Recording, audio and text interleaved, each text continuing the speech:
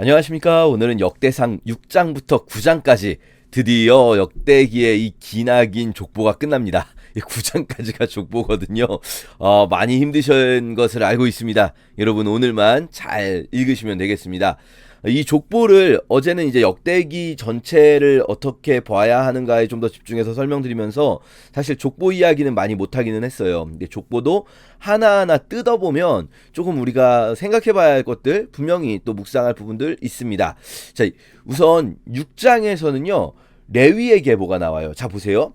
앞에서 누구 계보가 나왔냐면 유다가 제일 먼저 나왔어요. 유다 지파가 제일 중요한 지파로서 역대기에 등장한다.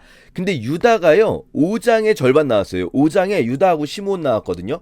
그리고 6장에 르우벤 지파, 갓 지파, 이렇게 한 장에 두 지파씩 나왔잖아요. 그냥 단순하게 분량만 생각해 볼게요. 분량만 한 장에 두 지파씩 나오고 뒤에 7장에서는 이사갈, 베냐민, 에브라임, 아셀 지파가 한꺼번에 나옵니다. 그러니까 요게 다른 지파들은 그렇게 길지 않거든요. 분량이. 이 6장이요. 6장의 레위 지파가 혼자서 이제 6장이에요. 물론 8장에 베냐민 지파가 또 따로 혼자 나오긴 하지만 사실 8장보다 6장이 엄청 길어요. 6장이 81절까지 있거든요. 보시면. 그러니까 요것만 봐도 뭘 알 수 있습니까? 레위가 중요하구나. 레위 지파를 말하고 싶구나라는 걸 알 수가 있어요. 자, 그럼 레위 지파에서 무슨 얘기하고 싶은가? 레위의 아들은 게르손과 고앗과 무라리가 있고요. 고앗의 자손에 모세와 아론이 있는 거죠. 자, 그래서 고앗으로 가고 고앗에서 아므람, 모세의 아빠, 아므람으로 가서 아론과 모세와 미리암으로 갔죠. 자, 여기서부터 우리가 통상적으로 더 중요하다고 생각하는 사람은 누굽니까? 모세죠. 보통 우리는. 하지만 이 족보는 아론을 따라가요. 아론의 자녀는 나답과 아비와 엘라살과 이다말, 엘라살의 아들 비냐스 하면서 이게 뭡니까? 대제사장의 계보를 따라가는 거죠. 아론의 자손 대제사장의 계보를 따라가는 식으로 해서 역대기는 제사장을 더 중요하게 보고 있다. 이 왕보다, 유다 지파가 왕족임에도 불구하고 왕보다도 더 중요하게 보고 모세의 족보를 따라가는 게 아니라 아론의 족보를 따라가고 있다. 이런 것들을 우리가 좀 살펴볼 수 있게 되는 거죠.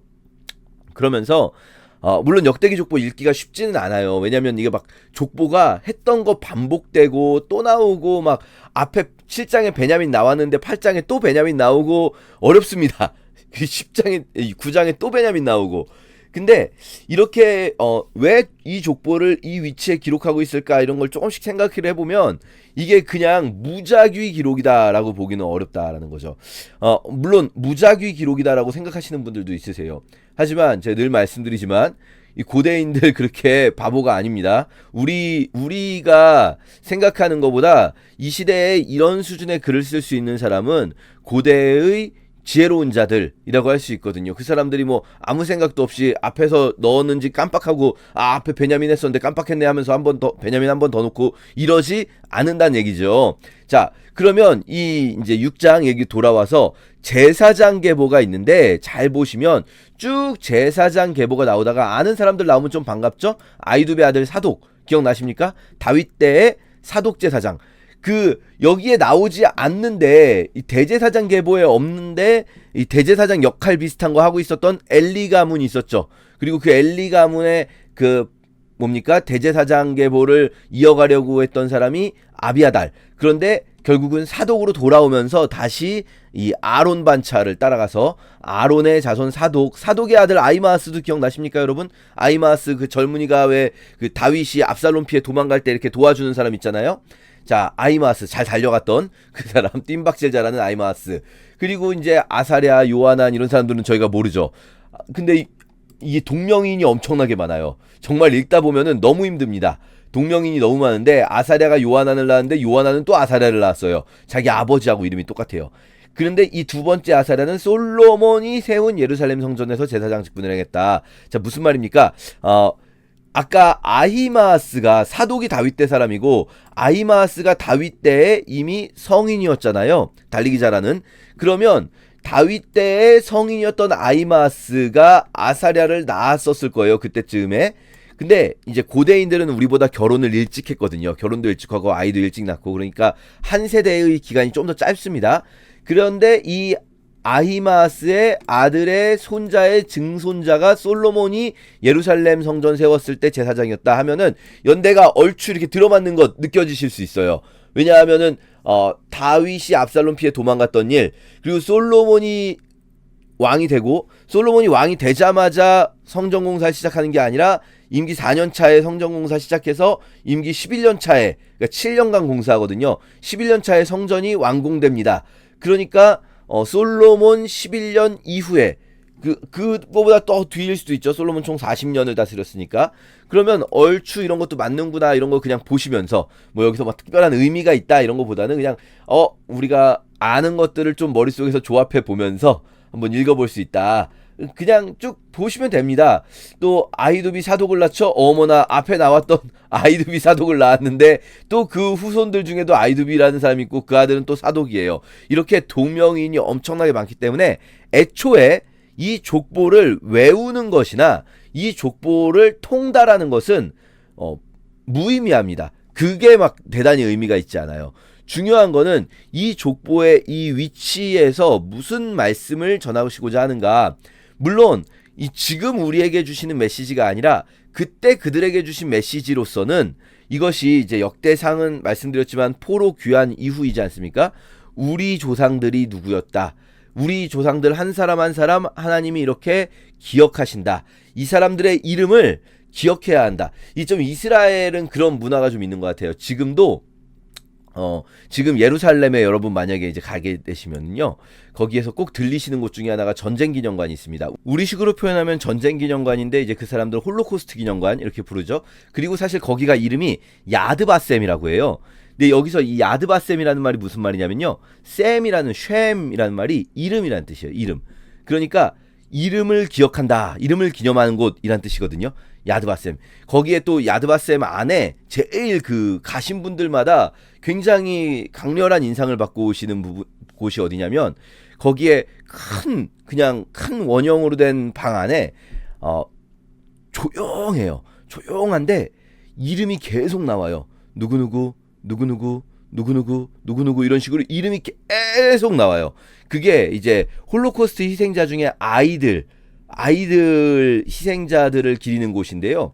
이름을 기억한다는 것을 굉장히 중요하게 여긴다라는 생각이 들더라고요. 사실 우리도 뭐 그런 문화가 없지 않아 있긴 하죠. 이름을 기억한다. 하나님이 이들의 이름을 기억하고 있다라는 거예요. 사람들 한 사람 한 사람. 그렇다면 지금 우리도 하나님의 생명책에 쓰여진다, 이런 생각을 또 해볼 수가 있게 되는 거죠.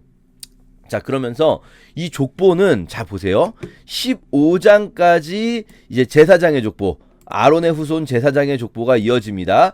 여기 이제 예루살렘에서 포로로 끌려갈 때예요. 그리고 나서 다른 족보가 이어집니다. 이번에는요, 레위의 자손 다시 나오죠. 레위의 아들들은 게르손과 그앗과 무라리이며, 앞에 위에서 레위의 아들들은 게르손과 그앗과 무라리, 족보가 반복된다 말씀드렸죠. 같은 족보를 또 말하고 또 말하고 또 말해요. 근데 이게 의도가 다른 거예요. 지금 앞에서는 아론의 자손 제사장 계보를 말하고 싶었다면, 이 16장 뒤에서부터는요, 이 사람들은 이제 게르손과 그앗과 무라리의 자손들을 따로 말해요. 위에서는 그앗 자손만 있었잖아요. 그앗의 아므람의 아들 아론으로 쭉 갔잖아요. 그런데 여기선 게르손 자손들, 그앗 아들들, 무라리 아들들을 이야기한 다음에 게르손에게서 낳은 아들들 쭉 나아가고, 그앗에게서 낳은 아들들 쭉 나아가고, 그 다음에 이게 너무 읽기가 쉽지 않아요. 무라리에게서 낳은 아들들 쭉 나가는데 결국은 무슨 말하고 싶은가? 이들을 통해서 언약궤가 평안을 얻었을 때 다윗이 여호와의 성전에서 찬송하는 직분을 맡긴 자들이 있었다. 그들이 이 그앗 자손 중에 해만이 있었고, 그래서 다시 이번에 거꾸로 올라가요. 해만서부터 위로 올라가요. 아까 위에서부터 아래로, 레위에서부터 아래로 내려왔는데 이번에는 해만에서부터 위로 올라갑니다. 그리고 아삽이 나오죠. 아삽이라는 사람 위로 쭉 올라가면은, 아삽은 게르손의 아들이고, 그 다음에 무라리의 자손 중에서는 에단, 이 에단, 해만과 아삽과 에단, 이 세 사람이 이제 뭐랄까요, 가장 중요한 찬양 인도자들이었던 거예요. 성가대 지휘자들. 이 세 사람을 말하려고 지금 이 족보를 넣고 있는 거예요. 48절까지가. 그러니까 이 레위 사람들, 물론 다른 일 맡은 사람들도 나오지만 이 부분 위에서는 제사장 계보라면 요 중간에서는 노래하는 자들의 계보다. 노래하는 자들이 정말 중요해요. 해만과 아삽과 에단, 이 에단이라는 사람 다른 데서는 여두둔이라고도 나오고요. 이 사람들이 많은 시편도 쓰기도 하고 노래를 부른 사람들인데, 역대기는요 제사장적 관점에서 쓰여졌다 지난 시간에 말씀드렸는데, 그 제사장들 레위인들의 역할 중에서 정말 강조하는 것을 노래예요. 노래. 이게 특이합니다. 우리 앞으로 쭉 보게 될 거예요. 역대상하뿐 아니라 뒤에 가서도 노래를 정말 중요하게 여겨요. 물론 제사 제의도 중요하게 여기지만 제사 제의 이상으로 노래를 중요하게 여깁니다. 그래서 여기도 보면 노래하는 자들의 계보가 쭉 나온 다음에 다시 어디로 가냐면요, 49절부터 아론과 자손들이 한 일 이야기하면서 아론과 자손들 앞에 나왔는데 또 나와요. 여러분 이거 분명히 앞에 나왔습니다. 엘르아살 비느하스 연결되는 아론의 아들들, 이 어디 갔습니까? 아론의 아들 엘르아살 비느하스 아비스와 쭉 또 나오는 거예요. 반복.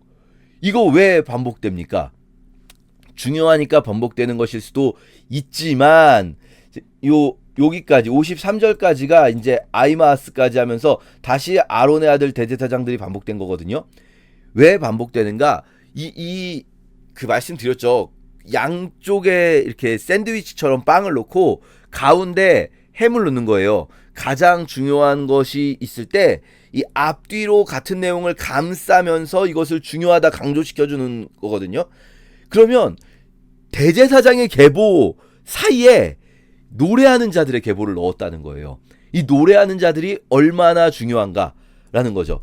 우리가 이제 역대기를 보면서 계속 노래하는 자들의 이야기를 계속 볼 거예요. 막 전쟁 났을 때도 노래하는 자들을 맨 앞에 세우고 이런 것들이 역대기에, 열왕기에 없던 이야기가 역대기에 나오거든요. 찬송은 정말로 중요합니다. 우리의 싸움이 어떻게 이어지고 있는가. 지금 역대기는 전쟁과 찬송을 결합시키거든요. 굉장히 많은 부분에서 전쟁과 찬송을 결합시켜서 찬송할 때에 승리하였다라는 것들이 많이 나와요. 그러면 자, 바꿔 생각해보죠. 지금 이 역대기를 읽는 사람들은 이미 우리가 패배해서 바벨론의 포로로 끌려갔다가 그리고 돌아와서 지금 패배 의식에 젖어 있는 사람들이에요. 이 사람들에게 무슨 말을 하고 싶은가? 성전 제사는 물론 중요하지만 성전은 사실 많이 초라해졌어요. 그런데 초라하지 않게 할 수 있는 게 있어요. 그게 무엇입니까? 노래예요. 바벨론 포로기에도 끊기지 않았던 것이 무엇입니까? 제사는 끊겼어요. 바벨론 포로기에. 성전도 무너졌고 제단도 무너졌고 제사는 끊겼어요. 하지만 바벨론 포로기에도 무너지지 않았던 것은 노래예요. 노래. 하나님을 찬양하는 찬양. 그러니까 이것을 굉장히 강조합니다. 역대기는. 우리가 잘 아시는 찬양 중에 우리는 주의 움직이는 교회라는 찬양 혹시 아시는 분 많으실 것 같은데, 우리는 주의 움직이는 교회라는 찬양이 바로 요런 정서를 많이 반영하고 있다라는 생각이 들어요.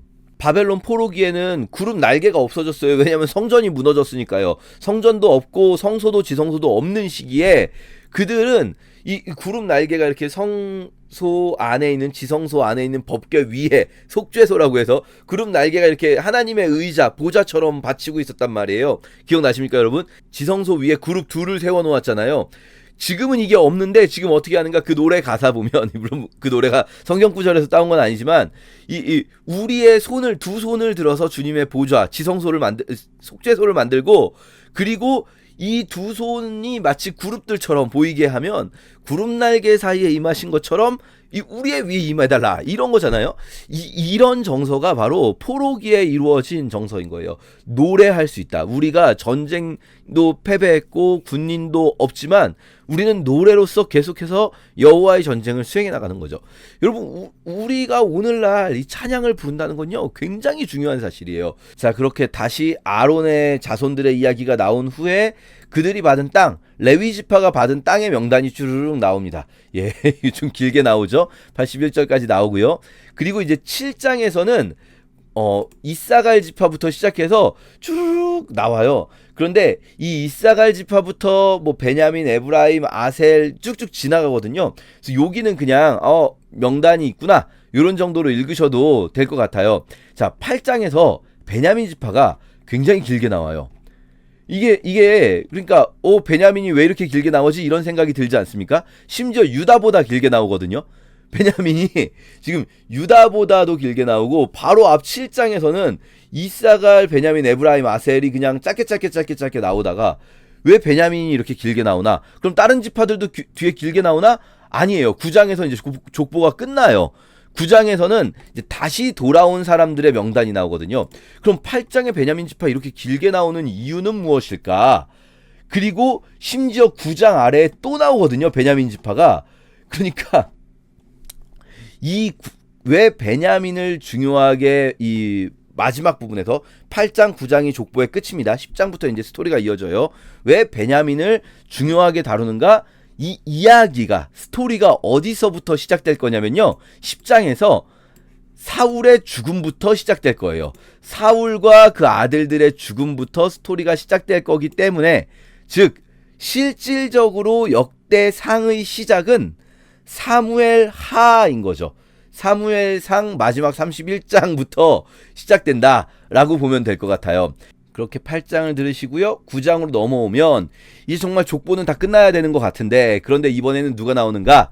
이번에는 그들이 예루살렘으로 돌아오게 돼요. 사로잡혀 갔다가, 여기 지금 좀 개역성경 애매하게 번역되어 있는데, 바벨론으로 사로잡혀 갔다가 돌아온 땅에 돌아와서 이스라엘 땅, 그들의 땅이라는 게 그들이 지금 이스라엘 사람들이잖아요. 이스라엘 땅으로 돌아온 사람들의 첫 번째 돌아온 사람들의 명단이 나와요. 근데 그 사람들은 누구냐면요, 제사장들과 레위 사람들과 느디님 사람들입니다. 느디님 사람들이 누구냐면요, 성전에서 잡일하는 사람들이에요. 이 사람들은 사실은 어떻게 보면 성전 노예다 이렇게까지 생각할 수도 있거든요. 그런데 이 사람들이 같이 따라와요. 이게 강제로 데리고 온 게 아니고요. 이때 처음 돌아온 사람들은 우리가 이제 에스라 2장과 느헤미야 11장에서 볼 수가 있어요. 특히 이 9장은요, 느헤미야 11장과 겹칩니다. 그런데 이 사람들 정말 자발적으로 용기 있는 사람들만 돌아온 거거든요.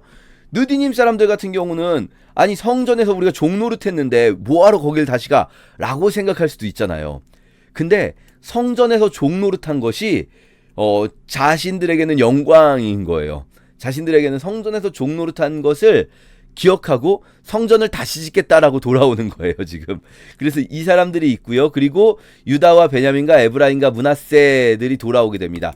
자, 보시면 다른 지파들은 왜 없는가라고 생각하실 수 있는데, 다른 지파들은 사실상 뭐랄까요? 북이스라엘이었던 지파들 있잖아요.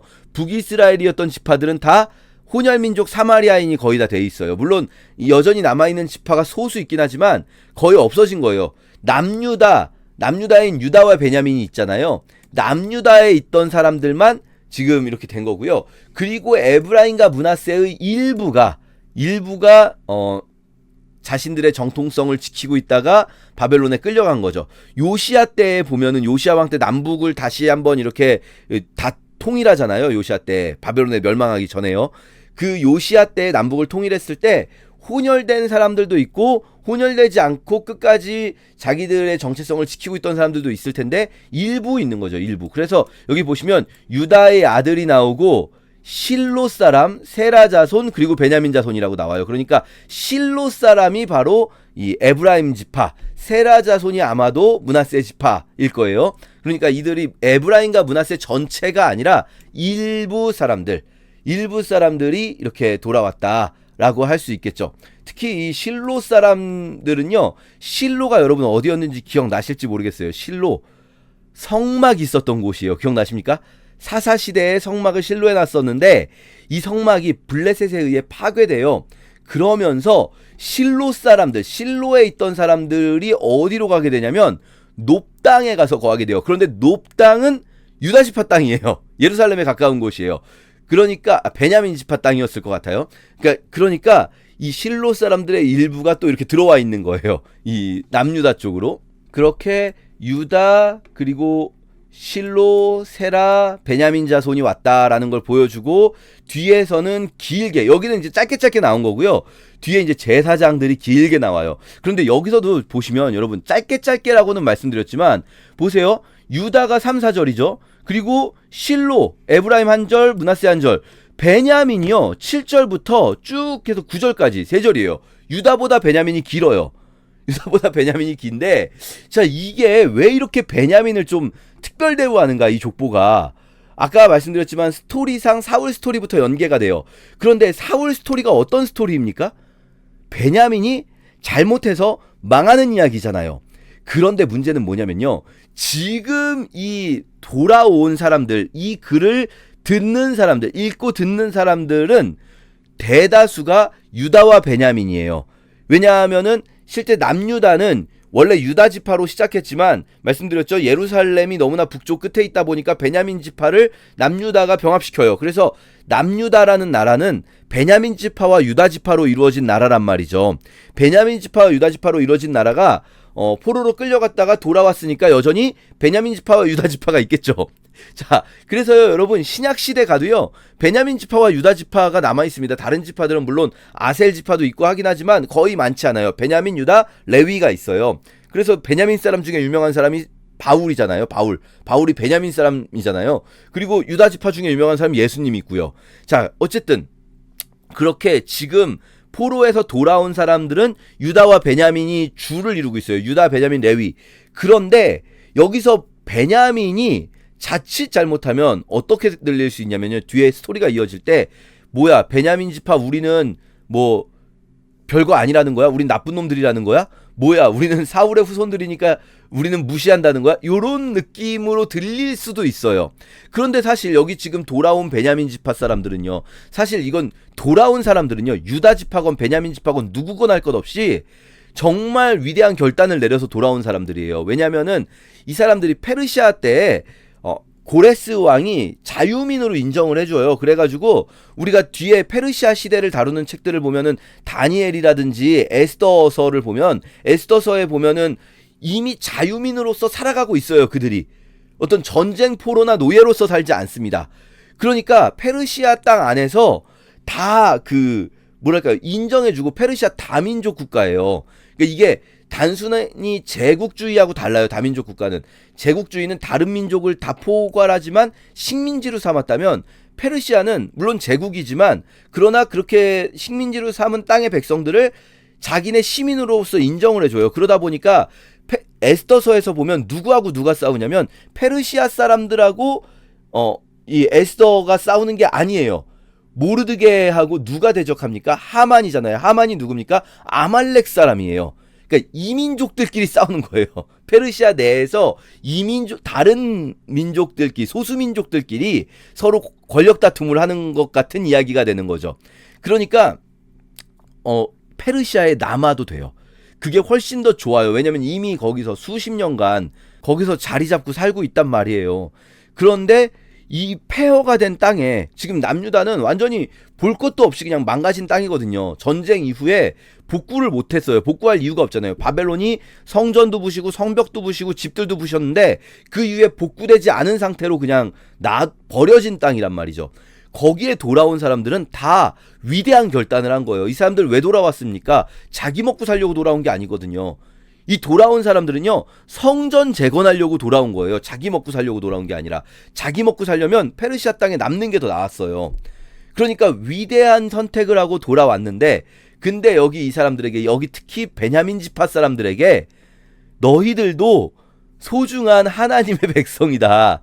너희들도 비록 사울이 그렇게 하나님께 버림받았지만, 그러나 사울 말고도 너희는 얼마나 귀중한 존재인가, 이거를 보여줘야 되는 것 같아요. 이건 물론 추측입니다만 제 생각에는 그래서 베냐민 지파의 족보가 이렇게 중요하게 다뤄지는 것 같아요. 자, 그렇게 이제 베냐민 지파 족보가 있고, 뒤에 베냐민 지파 족보 또 나옵니다. 이 뒤에 보면요, 여러분, 쭉 뒤에 보면은 어디 갔습니까? 여기서는 베냐민이라고 안 나오고 기브온이라고 나오는데요. 이게 사실은 베냐민 지파의 족보에 나왔던 사람들 한 번 더 나오는 거예요. 누구 이야기로요? 이 사울 이야기로요. 기스의 아들 사울 이야기로, 넬이 기스를 낳고 기스는 사울을 낳죠. 이러면서 사울 이야기로 가고, 그래서 10장에서 사울의 죽음부터 시작하기 위한 거죠. 자, 어쨌든 그 사이에 또 누가 나오는가? 레위인들이 길게 나와요. 근데 이 레위인들은요, 보면 되게 사소한 일 하는 사람들, 성전 그 관리인들, 우리로 따지면 사찰 집사님들이에요. 사찰 집사님들. 성전 맡은 자라고 나오는데 이 성전 맡은 자가 누구냐면요. 성전에 보수하고 수리하고 뭐 화장실 맡기면 뚫고, 물론 그때는 수세식 아니지만 그런 사람들이에요. 그들 성전 맡은 자들 나오고요. 그리고 문지기들 나와요. 문지기들. 그러니까 앞에서는 지금 제사장들과 노래하는 자들 나왔잖아요. 그런데 이번에는요.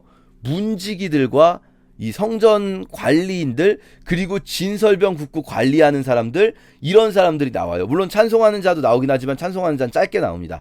그러니까요, 이런 일들이 다 너무나 소중한 일이었다. 문지기, 성전 이게 고장난 거 고치는 것, 그리고 진설병 굽고 관리하는 것, 이런 일들 모두가 정말 성전의 제사장 못지않게 중요한 일들이었다라는 것을 말합니다. 오늘날 우리가요, 여러분 교회에서 누가 중요합니까? 수십 년 후에 우리 교회를 기록한다면 누구를 기록할까요? 목사님들 이름, 전도사님들 이름만 기록할까요? 아니에요. 오히려 에스라서 보면 우리 얘기하겠지만 제사장 가문이었는데 그것을 자기네 족보를 찾지 못한 사람들도 있어요. 정체성이 유지되지 못했다는 얘기예요. 근데 누구를 기록하고 있냐면요. 문지기들, 수리하고 청소했던 사람들, 느디님 사람들, 그리고 진설병 부었던 사람들, 이런 사람들을 기록하고 있단 말이죠. 물론 우리의 교회는 이 시대의 성전과는 다르지만 그러나 우리 교회 공동체가 성전을 이루어가고 있습니다. 우리 교회 공동체가 성전이 되어갈 때 우리 교회 공동체에서 누가 중요하냐라고 말했을 때 많은 분들이 오해하세요. 담임 목사님이 제일 중요하지 않아요? 목회자들이 더 중요하지 않아요? 아니요. 모두가 중요합니다. 모두가 하나님의 생명책에 기록되어 있는 거예요. 내가 이 공동체 안에서 나는 무슨 사람, 뭐 하는 사람인가, 문지기도 있을 수 있고, 진설병 굽는 사람. 진설병 굽는다는 게 뭐냐면 물론 여호와께 드리는 거지만 일주일 여호와 앞에 올려놓았다가 제사장들의 식량으로 쓰거든요. 밥 해주는 사람인 거예요, 사실은. 다 중요해요. 그런 모든 역할들, 하나하나의 역할들 기억할 때 성전의 본질은, 지금 역대기의 관심은 성전이잖아요. 그런데 그 성전의 본질은 누구냐? 사람들이라는 거예요. 사람들. 지금 왜 이렇게 9장까지 긴 족보를, 사람들의 이름을 이렇게 길게 만들고 있는가? 성전을 다시 지어야 하는 시대, 성전이 회복돼야 하는 시대란 말이죠. 성전이 무엇인가? 사람들이라는 거예요. 그래서 족보를 이렇게 길게, 이 많은 사람들이 성전이었다라는 것을 보여주고 있는 거죠. 우리가 그렇게 이 족보를 읽어보도록 하겠습니다. 제6장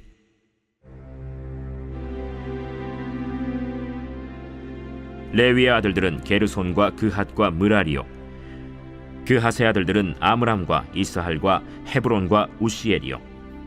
아므람의 자녀는 아론과 모세와 미리암이요, 아론의 자녀는 나답과 아비후와 엘르아살과 이다말이며, 엘르아살은 비느하스를 낳고 비느하스는 아비수아를 낳고 아비수아는 붓기를 낳고 붓기는 우시를 낳고 우시는 스라히야를 낳고 스라히야는 므라옅을 낳고 므라옅은 아마랴를 낳고 아마랴는 아히둡을 낳고 아히둡은 사독을 낳고 사독은 아히마아스를 낳고 아히마아스는 아사랴를 낳고 아사랴는 요하난을 낳고 요하난은 아사랴를 낳았으니 이 아사랴는 솔로몬이 예루살렘에 세운 성전에서 제사장의 직분을 행한 자이며, 아사랴는 아마랴를 낳고 아마랴는 아히둡을 낳고 아히둡은 사독을 낳고 사독은 살룸을 낳고 살룸은 힐기야를 낳고 힐기야는 아사랴를 낳고 아사랴는 스라야를 낳고 스라야는 여호사닥을 낳았으며, 여호와께서 느부갓네살의 손으로 유다와 예루살렘 백성을 옮기실 때에 여호사닥도 가니라. 레위의 아들들은 게르손과 그핫과 므라리이며, 게르손의 아들들의 이름은 이러하니 림니와 시므이요, 그핫의 아들들은 아므람과 이스할과 헤브론과 우시엘이요, 므라리의 아들들은 말리와 무시라. 그 조상에 따라 레위의 종족은 이러하니 게르손에게서 난 자는 곧 그의 아들 림니요, 그의 아들은 야하시요, 그의 아들은 심마요, 그의 아들은 요아요, 그의 아들은 잇도요, 그의 아들은 세라요, 그의 아들은 여아드레이며, 그핫에게서 난 자는 곧 그 아들은 암미나답이요, 그의 아들은 고라요, 그의 아들은 아시리요, 그의 아들은 엘가나요, 그의 아들은 에비아삽이요, 그의 아들은 아시리요, 그의 아들은 다하시요 그의 아들은 우리엘이요 그의 아들은 우시아요 그의 아들은 사울이라. 엘가나의 아들들은 아마세와 아히못이라. 엘가나로 말하면 그의 자손은 이러하니 그의 아들은 소베요 그의 아들은 나하시요 그의 아들은 엘리압이요 그의 아들은 여로함이요 그의 아들은 엘가나라. 사무엘의 아들들은 맏아들 요엘이요 다음은 아비야라. 므라리에게서 난 자는 말리요 그의 아들은 림니요 그의 아들은 시므이요 그의 아들은 우사요 그의 아들은 시므아요 그의 아들은 학기야요 그의 아들은 아사야더라. 언약궤가 평안을 얻었을 때 다윗이 여호와의 성전에서 찬송하는 직분을 맡긴 자들은 아래와 같았더라. 솔로몬이 예루살렘에서 여호와의 성전을 세울 때까지 그들이 회막 앞에서 찬송하는 일을 행하되 그 계열대로 직무를 행하였더라. 직무를 행하는 자와 그의 아들들은 이러하니 그 핫의 자손 중에 헤만은 찬송하는 자라. 그는 요엘의 아들이요 요엘은 사무엘의 아들이요 사무엘은 엘가나의 아들이요 엘가나는 여로함의 아들이요 여로함은 엘리엘의 아들이요 엘리엘은 도아의 아들이요 도아는 숲의 아들이요 숲은 엘가나의 아들이요 엘가나는 마하스의 아들이요 마하스는 아마세의 아들이요 아마세는 엘가나의 아들이요 엘가나는 요엘의 아들이요 요엘은 아사랴의 아들이요 아사랴는 스바냐의 아들이요 스바냐는 다핫의 아들이요 다핫은 아실의 아들이요 아실은 에비아삽의 아들이요 에비아삽은 고라의 아들이요 고라는 이스할의 아들이요 이스할은 그핫의 아들이요 그핫은 레위의 아들이요 레위는 이스라엘의 아들이라. 헤만의 형제 아삽은 헤만의 오른쪽에서 직무를 행하였으니 그는 베레기야의 아들이요 베레기야는 시므아의 아들이요 시므아는 미가엘의 아들이요 미가엘은 바세야의 아들이요 바세야는 말기야의 아들이요 말기야는 에드니의 아들이요 에드니는 세라의 아들이요 세라는 아다야의 아들이요 아다야는 에단의 아들이요 에단은 심마의 아들이요 심마는 시므이의 아들이요 시므이는 야핫의 아들이요 야핫은 게르손의 아들이요 게르손은 레위의 아들이며 그들의 형제 므라리의 자손 중 그의 왼쪽에서 직무를 행하는 자는 에단이라. 에단은 기시의 아들이요 기시는 압디의 아들이요 압디는 말룩의 아들이요 말룩은 하사비아의 아들이요 하사비아는 아마시아의 아들이요 아마시아는 힐기야의 아들이요 힐기야는 암시의 아들이요 암시는 바니의 아들이요 바니는 세멜의 아들이요 세멜은 말리의 아들이요 말리는 무시의 아들이요 무시는 므라리의 아들이요 므라리는 레위의 아들이며 그들의 형제 레위 사람들은 하나님의 집 장막의 모든 일을 맡았더라. 아론과 그의 자손들은 번제단과 향단 위에 분향하며 제사를 드리며 지성소의 모든 일을 하여 하나님의 종 모세의 모든 명령대로 이스라엘을 위하여 속죄하니 아론의 자손들은 이러하니라.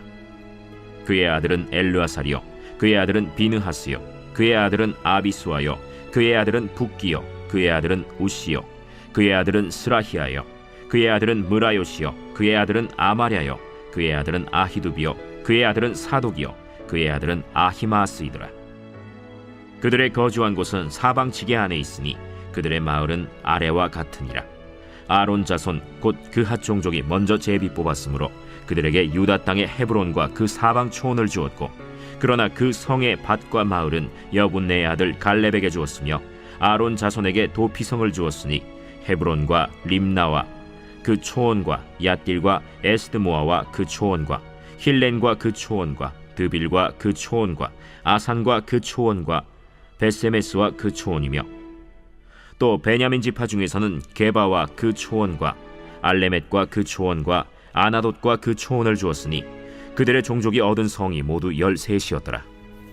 그핫 자손의 남은 자에게는 절반 지파 즉 므낫세 반 지파 종족 중에서 제비 뽑아 10성읍을 주었고 게르손 자손에게는 그들의 종족대로 이사갈 지파와 아셀 지파와 납달리 지파와 바산에 있는 므낫세 지파 중에서 13성읍을 주었고 므라리 자손에게는 그 종족대로 르우벤 지파와 갓 지파와 스불론 지파 중에서 제비 뽑아 12성읍을 주었더라. 이스라엘 자손이 이 모든 성읍과 그 목초지를 레위 자손에게 주되 유다 자손의 지파와 시므온 자손의 지파와 베냐민 자손의 지파 중에서 이 위에 기록한 여러 성읍을 제비 뽑아 주었더라.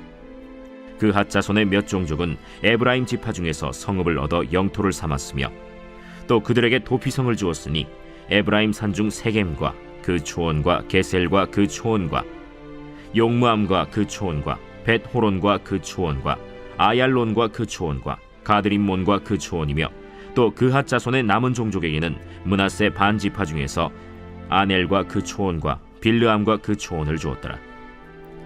게르손 자손에게는 므낫세 반지파 종족 중에서 바산의 골란과 그 초원과 아스타롯과 그 초원을 주고 또 이사갈 지파 중에서 게데스와 그 초원과 다브랏과 그 초원과 라못과 그 초원과 아넴과 그 초원을 주고 아셀 지파 중에서 마살과 그 초원과 압돈과 그 초원과 후곡과 그 초원과 르홉과 그 초원을 주고 납달리 지파 중에서 갈릴리의 게데스와 그 초원과 함몬과 그 초원과 기랴다임과 그 초원을 주니라.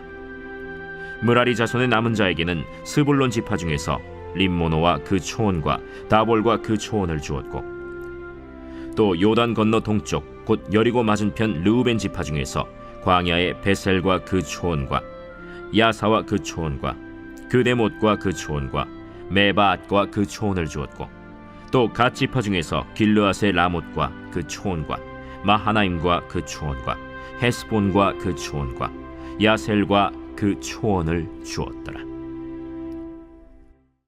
제 7장.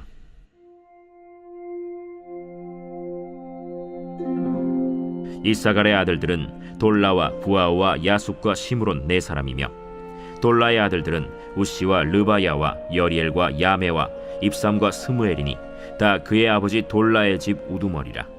대대로 용사이더니 다윗 때에 이르러는 그 수요가 22,600명이었더라.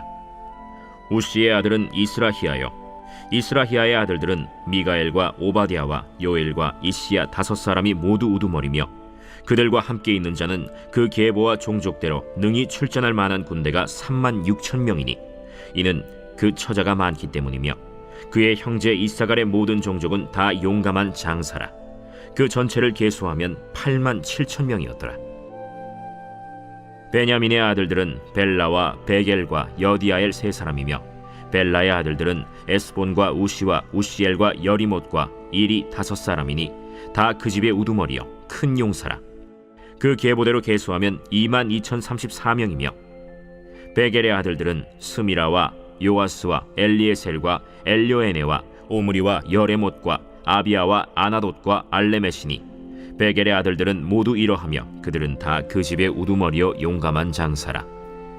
그 자손을 계보에 의해 계수하면 22,000명이며 여디아엘의 아들은 빌한이요 빌한의 아들들은 여우스와 베냐민과 에훗과 그나아나와 세단과 다시스와 아히사알이니 이 여디아엘의 아들들은 모두 그 집의 우두머리요 큰 용사라.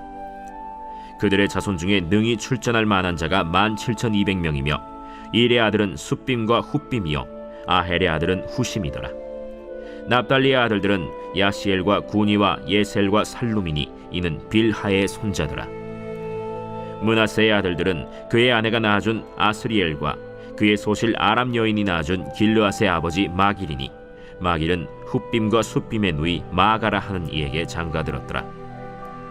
므낫세의 둘째 아들의 이름은 슬로브핫이니 슬로브핫은 딸들만 낳았으며 마길의 아내 마가는 아들을 낳아 그의 이름을 베레스라 하였으며 그의 아우의 이름은 세레스이며 세레스의 아들들은 울람과 라겜이요 울람의 아들들은 브단이니 이는 다 길르앗의 자손이라. 길르앗은 마길의 아들이요 므낫세의 손자이며 그의 누이 함몰레겟은 이스톳과 아비에셀과 말라를 낳았고 스미다의 아들들은 아히안과 세겜과 리키와 아니암이더라. 에브라임의 아들은 수델라요 그의 아들은 베레시요 그의 아들은 다하시요 그의 아들은 엘르아다요 그의 아들은 다하시요 그의 아들은 사바시요 그의 아들은 수델라며 그가 또 에셀과 엘르앗을 낳았으나 그들이 가드 원주민에게 죽임을 당하였으니 이는 그들이 내려가서 가드 사람의 짐승을 빼앗고자 하였음이라. 그의 아버지 에브라임이 여러 날 슬퍼하므로 그의 형제가 가서 위로하였더라. 그리고 에브라임이 그의 아내와 동침함에 임신하여 아들을 낳으니 그 집이 재앙을 받았으므로 그의 이름을 브리아라 하였더라. 에브라임의 딸은 세라이니 그가 아래 윗성 베토론과 우센세라를 건설하였더라. 브리아의 아들들은 레바와 레셉이요 레셉의 아들은 델라요 그의 아들은 다한이요 그의 아들은 라단이요 그의 아들은 암미후시요 그의 아들은 엘리사마요 그의 아들은 눈이요 그의 아들은 여호수아더라. 에브라임 자손의 토지와 거주지는 베델과 그 주변 마을이요 동쪽으로는 나하란이요 서쪽에는 게셀과 그 주변 마을이며 또 세겜과 그 주변 마을이니 아사와 그 주변 마을까지이며 또 므낫세 자손의 지기에 가까운 베스안과 그 주변 마을과 다낙과 그 주변 마을과 무깃도와 그 주변 마을과 돌과 그 주변 마을이라. 이스라엘의 아들 요셉의 자손이 이 여러 곳에 거하였더라.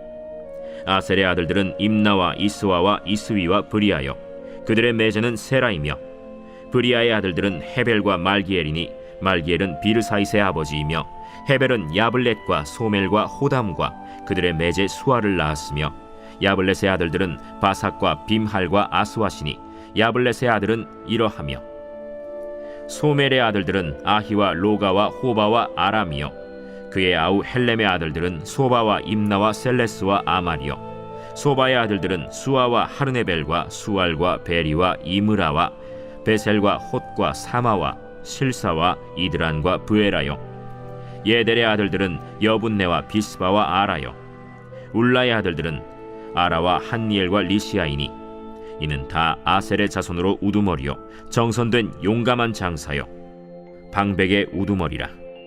출전할 만한 자를 그들의 계보대로 계수하면 26,000명이었더라.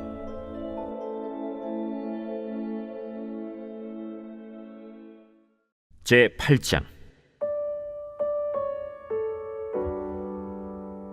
베냐민이 낳은 자는 맏아들 벨라와 둘째 아스벨과 셋째 아하라와 넷째 노하와 다섯째 라바이며 벨라에게 아들들이 있으니 곧 아딸과 게라와 아비훗과 아비수아와 나만과 아호아와 게라와 스부반과 후람이라. 에훗의 아들들은 이러하니라. 그들은 게바 주민의 우두머리로서 사로잡혀 마나핫으로 갔으니 곧 나만과 아히야와 게라이며 게라는 또 우사와 아히훗을 낳았으며 사하라임은 두 아내 후심과 바라를 내보낸 후에 모압 땅에서 자녀를 낳았으니 그의 아내 호데스에게서 낳은 자는 요밥과 시비아와 메사와 말감과 여우스와 사갸와 미르마이니 이 아들들은 우두머리이며 또 그의 아내 후심에게서 아비둑과 엘바알을 낳았으며 엘바알의 아들들은 에벨과 미삼과 세메시니 그는 오노와 롯과 그 주변 마을들을 세웠고 또 브리아와 세마이니 그들은 아얄론 주민의 우두머리가 되어 그들이 가드 주민을 쫓아냈더라. 아히오와 사삭과 여레못과 스바디아와 아랏과 에델과 미가엘과 이스바와 요한은 다 브리아의 아들들이요 스바디아와 무슬람과 히스기와 헤벨과 이스므레와 이슬리아와 요밥은 다 엘바알의 아들들이요 야김과 시그리와 삽디와 엘리에네와 실르데와 엘리엘과 아다야와 브라야와 시므랏은 다 시므이의 아들들이요 이스반과 에벨과 엘리엘과 압돈과 시그리와 하난과 하나니아와 엘람과 안도디아와 이브드야와 브누엘은 다 사삭의 아들들이요 삼스레와 스하랴와 아달랴와 야아레시아와 엘리야와 시그리는 다 여로함의 아들들이니 그들은 다 가문의 우두머리이며 그들의 족보의 우두머리로서 예루살렘에 거주하였더라. 기브온의 조상 여이엘은 기브온에 거주하였으니 그 아내의 이름은 마가며 장자는 압돈이요 다음은 술과 기스와 바알과 나답과 그돌과 아히오와 세겔이며 미글롯은 시므아를 낳았으며 그들은 친족들과 더불어 마주하고 예루살렘에 거주하였더라. 넬은 기스를 낳고 기스는 사울을 낳고 사울은 요나단과 말기수아와 아비나답과 에스바알을 낳았으며 요나단의 아들은 무립바알이라.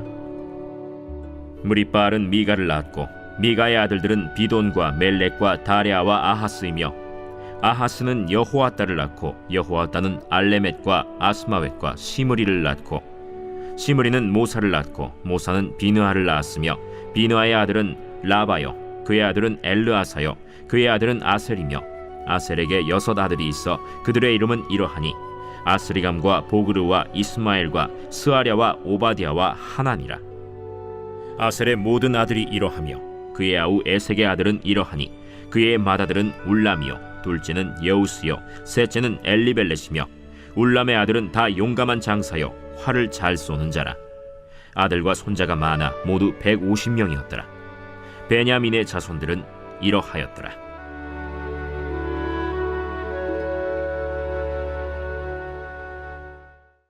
제9장. 온 이스라엘이 그 계보대로 계수되어 그들은 이스라엘 왕조실록에 기록되니라. 유다가 범죄함으로 말미암아 바벨론으로 사로잡혀 갔더니 그들의 땅 안에 있는 성읍에 처음으로 거주한 이스라엘 사람들은 제사장들과 레위 사람들과 느디님 사람들이라. 유다 자손과 베냐민 자손과 에브라임과 므낫세 자손 중에서 예루살렘에 거주한 자는 유다의 아들 베레스 자손 중에 우대이니 그는 암미후세 아들이요 오므리의 손자요 이므리의 증손이요 바니의 현손이며 실로 사람 중에서는 맏아들 아사야와 그의 아들들이요 세라 자손 중에서는 여우엘과 그 형제 690명이요 베냐민 자손 중에서는 하스누아의 증손 호다위아의 손자 무술람의 아들 살루요 여로함의 아들 이브느야와 미그리의 손자 우시의 아들 엘라요 이브니야의 증손 르우엘의 손자 스바디아의 아들 무술람이요 또 그의 형제들이라.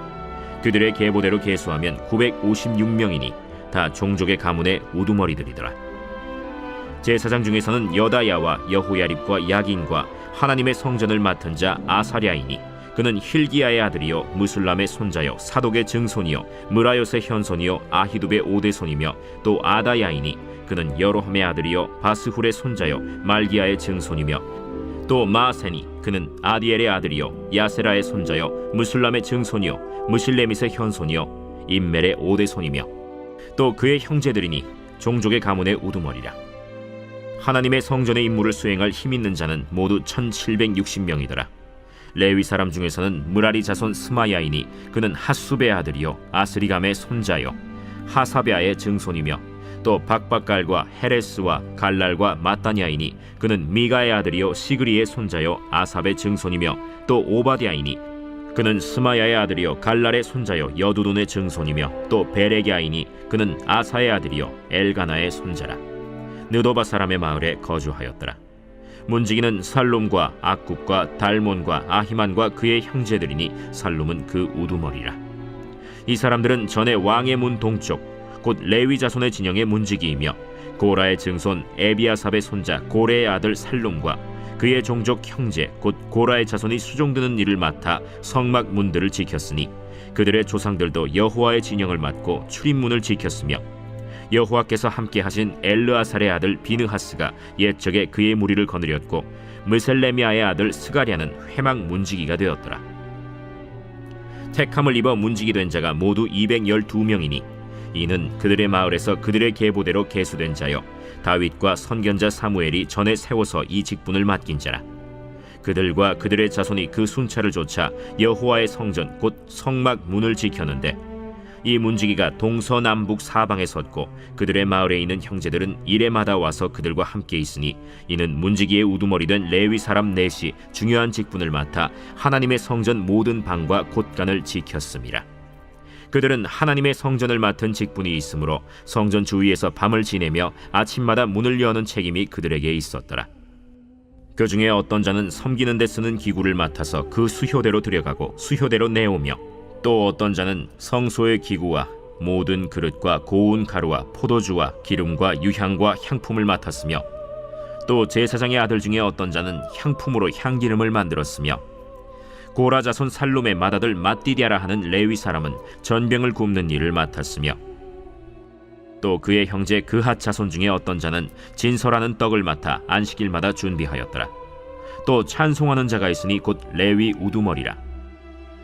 그들은 골방에 거주하면서 주야로 자기 직분에 전념함으로 다른 일은 하지 아니하였더라. 그들은 다 레위 가문의 우두머리이며 그들의 족보의 우두머리로서 예루살렘에 거주하였더라. 기브온의 조상 여이엘은 기브온에 거주하였으니 그의 아내의 이름은 마가라. 그의 맏아들은 압돈이요 다음은 술과 기스와 바알과 넬과 나답과 그돌과 아히오와 스가랴와 미글롯이며 미글롯은 시므암을 낳았으니 그들은 그들의 친족들과 더불어 마주하고 예루살렘에 거주하였더라. 넬은 기스를 낳고 기스는 사울을 낳고 사울은 요나단과 말기수아와 아비나답과 에스바알을 낳았으며 요나단의 아들은 무립바알이라.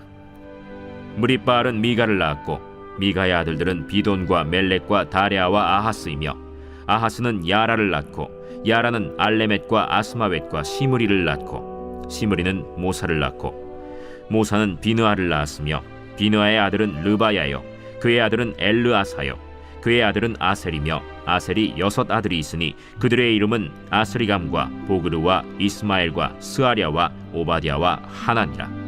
아셀의 아들들이 이러하였더라.